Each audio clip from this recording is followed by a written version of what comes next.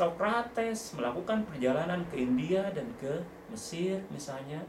Demikian juga misalnya para filsuf lain dari Asia Minor gitu kan.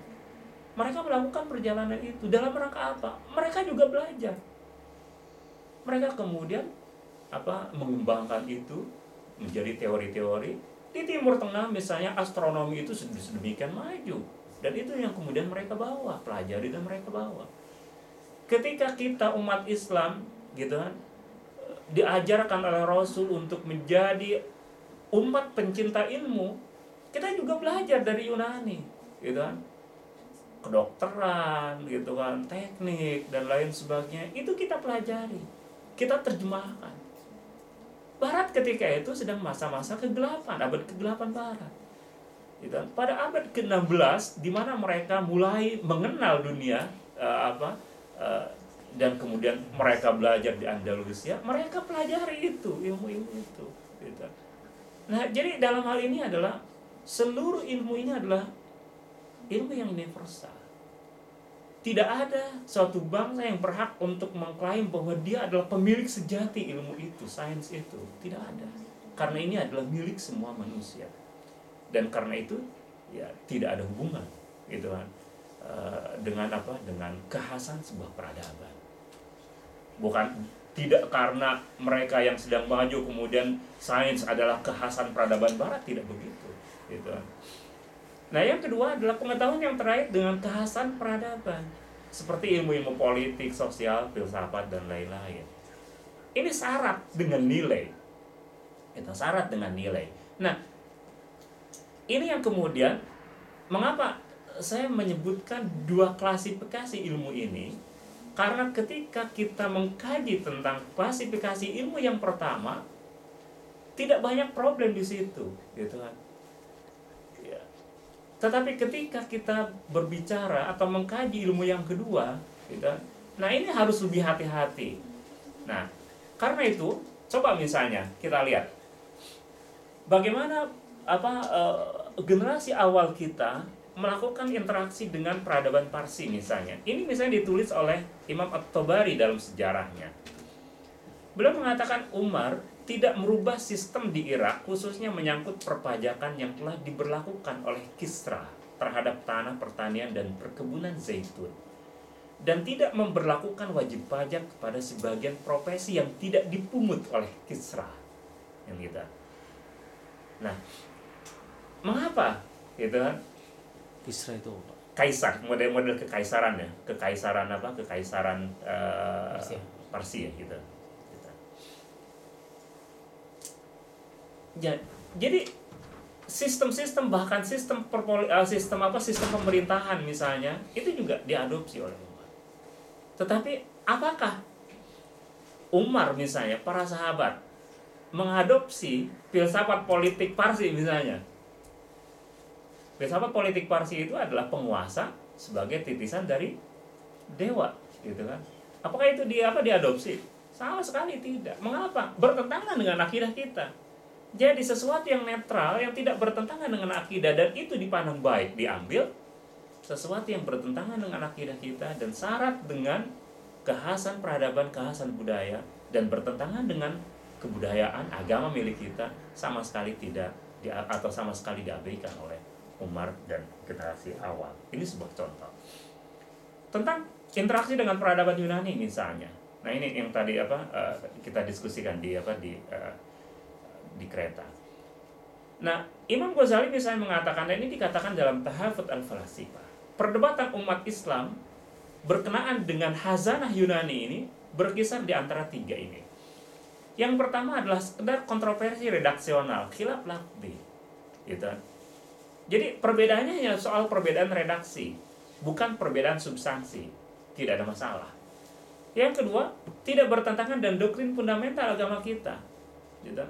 Persoalan-persoalan tentang teori misalnya dari unsur apa alam ini tercipta misalnya, gitu kan.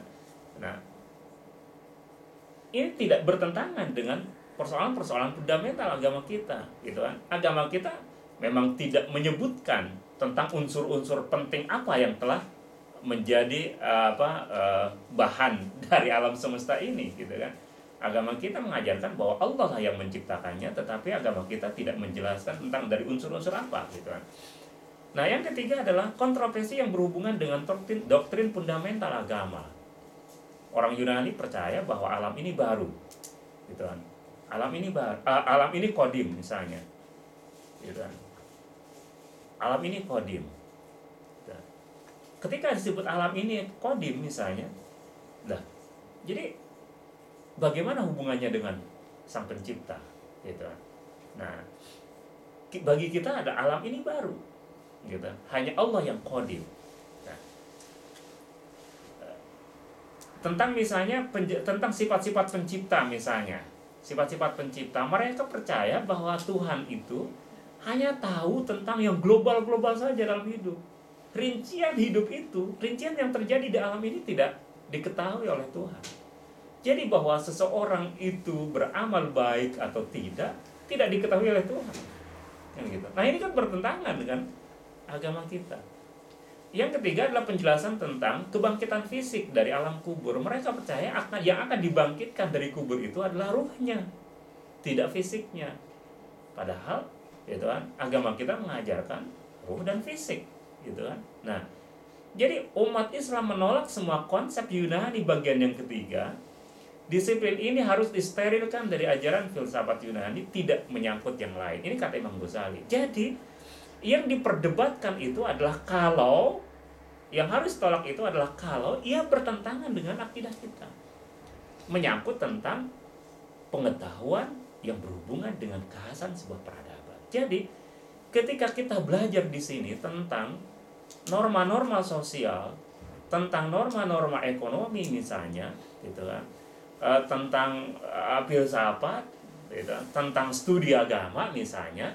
Nah, ini adalah persoalan-persoalan yang harus sedemikian kritis. Mengapa? Karena bisa jadi bertentangan dengan agama yang kita miliki. Tetapi kalau berhubungan dengan teknik dan lain sebagainya, nah ini lebih mudah, gitu kan? Karena ini adalah menyangkut kepemilikan bersama. Nah,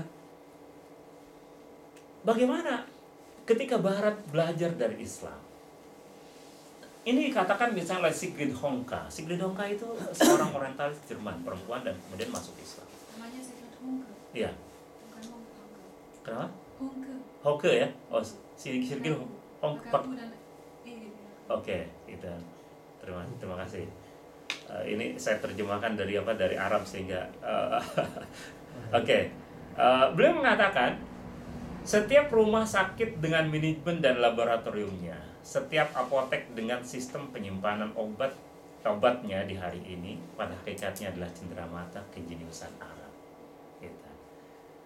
Masih dalam buku yang sama, beliau mengatakan bangsa Arab atau Islam dengan universitas-universitas mereka telah menyuguhkan kepada Barat contoh yang hidup dalam mempersiapkan para sarjana yang terlatih dalam berbagai keahlian hidup dan penelitian ilmiah.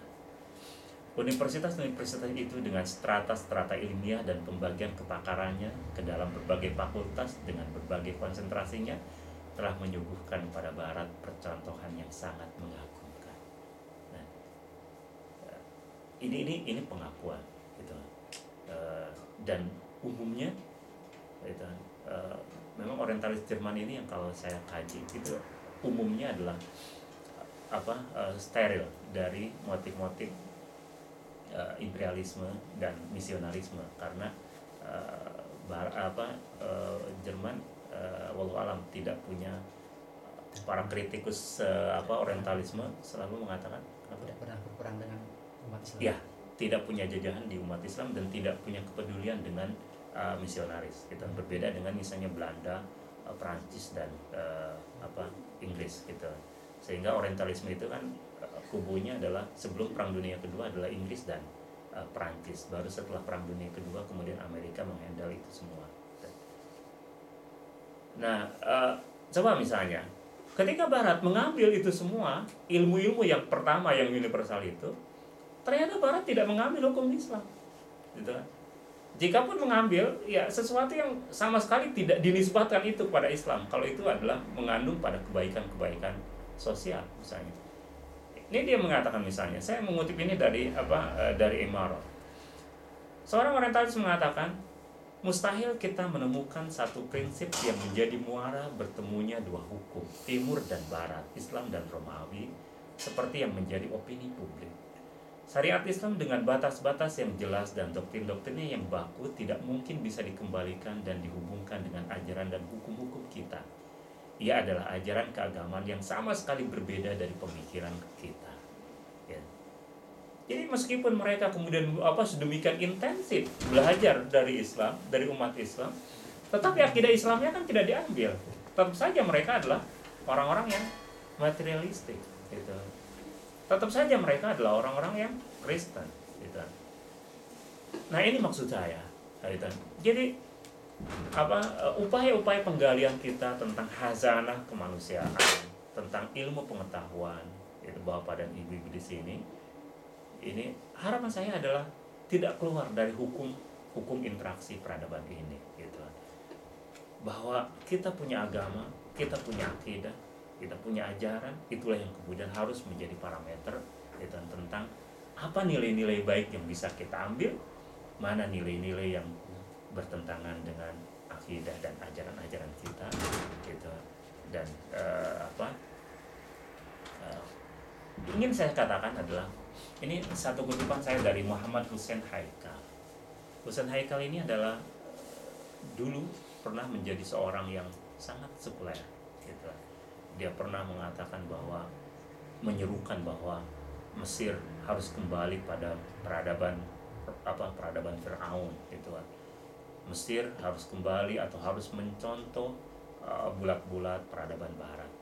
Tetapi pada akhirnya kemudian dia kembali dan dia menulis sebuah buku, judulnya adalah Fi Manzilil Wahyi. Dia mengatakan begini, tauhid yang telah menerangi spiritualisme orang tua kita. Dengan karunia Allah telah membuat fitrah kita selamat dan membuat kita sadar tentang bahaya propaganda Barat. Dan umat yang hari ini terputus dari masa lalunya akan tersesat. Sesungguhnya bangsa yang tidak punya masa lalu, dia tidak akan punya masa depan. Bapak Ibu, persoalan yang sedang terjadi di tanah air kita adalah persoalan ketika Barat itu dijadikan sebagai patokan satu-satunya, gitu. Dan persis seperti yang dikatakan oleh Toha Hussein, kita belajar dari Barat manis pahitnya, gitu. Bahkan sampai dengan kita terima sampai dengan bau ketiaknya, gitu. Nah, apakah bau ketiak Barat akan kita ambil, gitu. Nah, persoalan ini yang kemudian terjadi di kita, bahwa sampai bau ketiaknya pun kemudian diadopsi dan diajarkan, dan itulah yang kemudian dipropagandakan di tanah air kita, gitu. Inilah menjadi kekhawatiran kita sesungguhnya. Karena apa? Karena Muhammad Asad pernah mengatakan bahwa andai umat ini tidak terburu-buru, tidak tergesa-gesa, dan mau bersabar, sehingga mau memilah mana yang baik yang harus kita terima dari Barat dan mana yang buruk yang tidak boleh kita terima dari Barat, mungkin dunia Islam nasibnya tidak akan seperti yang kita saksikan. Nah, ketika kita terbawa oleh Barat, pahit dan manisnya sampai dengan bau ketiaknya itu, maka kemudian kita kehilangan peran, gitu. Islam telah kehilangan peran. Andai saja kita tetap konsisten, sabar, gitu kan, meskipun akan kita meniti tangga-tangga peradaban itu cukup alot, cukup panjang, tetapi barangkali kita bisa memberikan kepada Barat sesuatu yang hilang, gitu kan, dalam kehidupan Barat, di mana Barat telah menjadikan agama hanya bunyi lonceng yang sayup-sayup terdengar, gitu kan. Nah, barangkali bunyi lonceng juga sudah jarang terdengar, gitu kan, bukan lagi sayup-sayup, gitu kan. Gitu. Di beberapa negara, gitu, saya di Belgia itu ada umat Islam dikasih dikasih gereja, gitu kan, dihibahkan kepada umat Islam. Mengapa? Gitu. Allah, saya di Austria di Belgia lupa dialog gitu. Kenapa? Karena tidak ada lagi yang datang, sementara gedung itu harus dipelihara, pelihara jadi apa, beban pemerintah, daripada jadi beban pemerintah biarkan aja umat Islam mengisi dan memelihara sendiri gitu kan. Nah ini kan andai kita konsisten dengan agama kita yang kita miliki sambil kita terus meniti peradaban kemajuan kita tetap akan menjaga orisinalitas kita akan mengembangkan keberdayaan kita, daya hadroh di peradaban kita. Mudah-mudahan ke depan kita bisa memberikan sesuatu yang hilang dalam kehidupan mereka. Baik, saya kira itu Bapak Ibu yang perlu atau bisa saya sampaikan berhubungan dengan akidah yang lurus dan kemajuan Islam. Mudah-mudahan ada manfaatnya. Saya kembalikan kepada moderator. Terima kasih Pak Ustadz Abbas, jazakumullah khairan. Demikianlah tadi kuliah singkat dari Pak Ustadz Abbas. Mudah-mudahan dapat kita ambil manfaatnya, itu